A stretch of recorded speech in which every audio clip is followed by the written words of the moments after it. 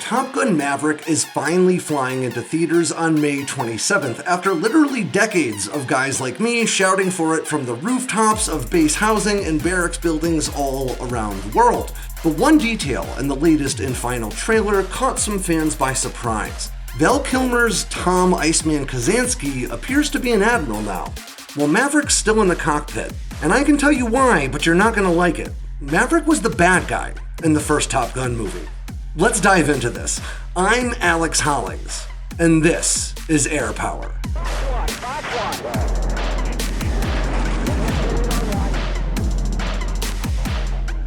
A few weeks ago, I had a great time going through all of the aircraft we'll see in the new Top Gun Maverick movie, and you should definitely check that out if you haven't yet. But after talking about this movie for a while with folks on Twitter, I just had to chime in about Iceman and Maverick. Now please, feel free to hit me up on Twitter with questions about defense programs or aviation or what have you. I may not always have the answer, but I know a lot of folks who might, some of whom helped me out with drawing these conclusions. So the detail that Iceman is an admiral now was seemingly confirmed by John Hamm's character, who's an admiral as well, goes by the callsign Cyclone in the trailer. And despite Maverick's apparently legendary status as the only pilot in service with the dogfighting chops to lead the next generation of aviators at the Navy's Fighter Weapons School, which is the real name of the Top Gun program, Cyclone doesn't seem to think Maverick's all that special. He seems to think that you have something left to offer the Navy. What that is, I can't imagine.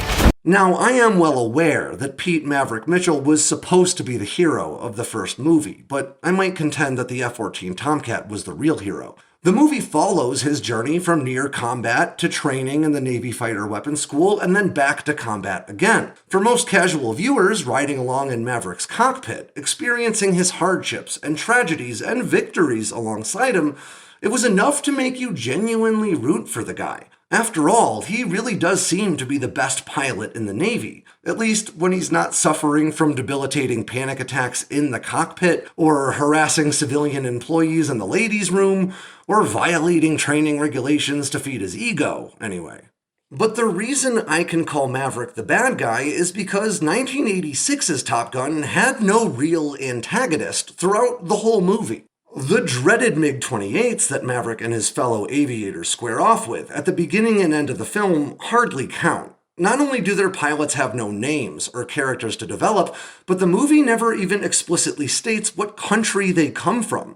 The MiG-28, of course, isn't a real aircraft. The studio used Northrop F-5Fs for the role, but because it was called a MiG and the movie takes place in the 80s, we all just sort of assumed that they came from the Soviet Union. Now, in screenwriting, the antagonist of a film is supposed to be the main obstacle to the hero's quest. They're often motivated by a goal that's in direct conflict with the hero's own. The antagonist creates the stakes and drives the plot forward, often forcing our hero out of his or her comfort zone and into a transformational journey. In Top Gun, the MiG-28 plays a role in Maverick's journey, but by the time Maverick gets to Navy Fighter Weapons School, or Top Gun School, those jets aren't posing any real threat to him. Instead, the plot is driven forward by a conflict with this guy, who admittedly looks like a jerk.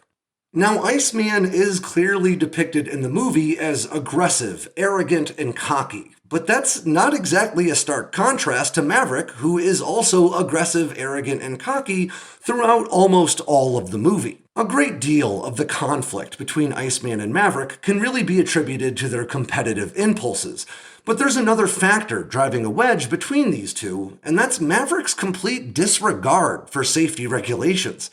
Whether we're talking about Maverick buzzing the tower, even after being told the pattern is full, which means, I remind you, that there are a bunch of aircraft already orbiting or on approach that all had to change course to avoid hitting him, or when Maverick chose to pursue Jester below the hard deck in order to secure a kill in a training flight, Maverick just doesn't seem to care about the rules. I mean, he is a Maverick, after all. But here's the thing about rules when it comes to learning how to fight to the death in supersonic machines.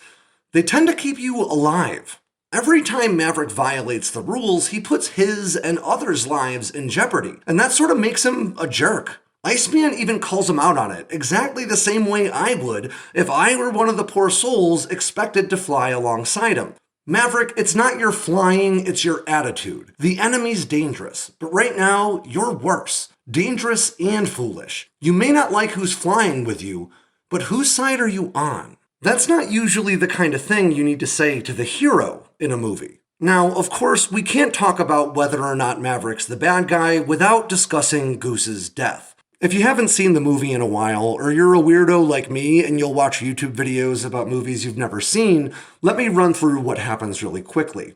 Goose was Maverick's radar intercept officer, or the guy who rides in the back seat of his Tomcat, and he died during a training flight where Maverick and Iceman were actually on the same team, flying against an instructor named Lieutenant Commander Rick Jester Heatherly. Now, despite being on the same team, both of these pilots were also in contention for the top spot in their Top Gun school, so when they both found themselves in position to take a kill shot against Jester, neither was willing to back off and let the other pilot take it. Now, to be fair here, Iceman swung in ahead of Maverick, and despite spending a while trying to secure a lock, he wasn't able to do so. When he finally gave up and broke off contact to let Mav take the shot, Maverick was too close behind Iceman. Maverick and Goose flew right through Iceman's jet wash and went into a flat spin, which was a real and often fatal flaw of the Tomcat. When Maverick and Goose ejected, Goose hit his head on the cockpit canopy on his way out, which killed him. Now, I'm inclined to blame Maverick for what happened, because he was the guy flying the aircraft, and any responsible and mature naval aviator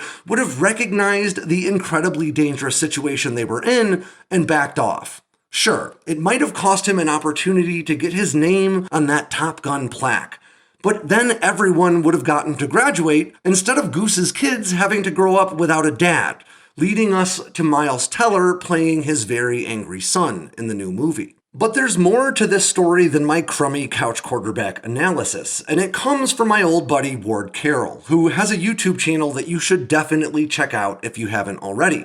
Now, aside from running a really cool YouTube channel and being a gifted musician and novelist and journalist, Ward also spent 20 years in the US Navy, most of which he spent as a radar intercept officer in the F-14 Tomcat.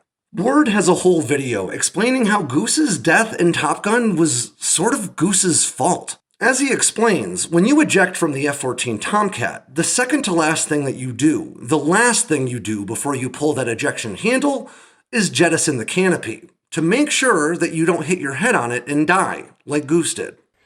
So they modified the emergency procedures that the second to last step was canopy jettison. So in the movie, Goose does this wrong. He should have jettisoned the canopy before pulling the ejection handle. So there's obviously plenty of blame to go around here. Goose clearly made a mistake. Iceman was clearly being too aggressive. But Maverick could have backed off at any point when he was following closely behind both Jester and Iceman, and prevented this whole situation in the first place.